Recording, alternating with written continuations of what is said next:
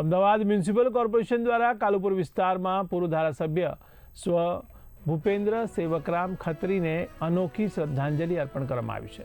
તો હાજા પટેલની પોળથી NC Bodiwala college સુધીના માર્ગનું નામ હવે સ્વર્ગીય ભૂપેન્દ્ર સેવકરામ ખત્રી માર્ગ રાખવામાં આવ્યું છે।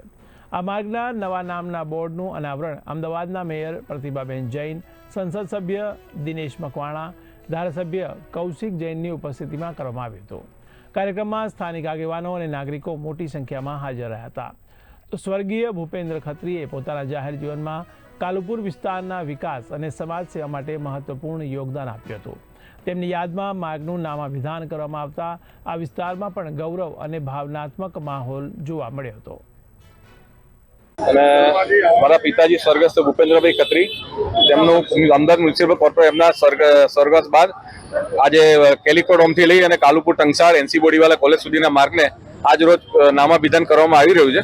તેના માટે અમારો પરિવાર ખૂબ જ ગર્વની લાગણી અનુભવે, તેમજ આ અમારા વિસ્તાર માટે પણ એક ખૂબ જ મહત્વનો પ્રસંગ છે અને વિસ્તારના લોકોમાં ખૂબ જ આજે ઉત્સાહ છે આ કાર્યક્રમને લઈને।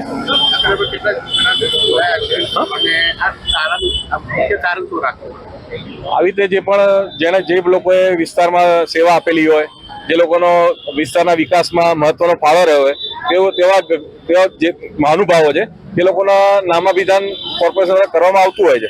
એ રીતે મારા પિતાશ્રી હતા, એ કાલુપુરના પૂર્વ ધારાસભ્ય હતા, તેઓના નિધન બાદ કોર્પોરેશને નામાભિધાનનો કાર્યક્રમ રાખ્યો છે।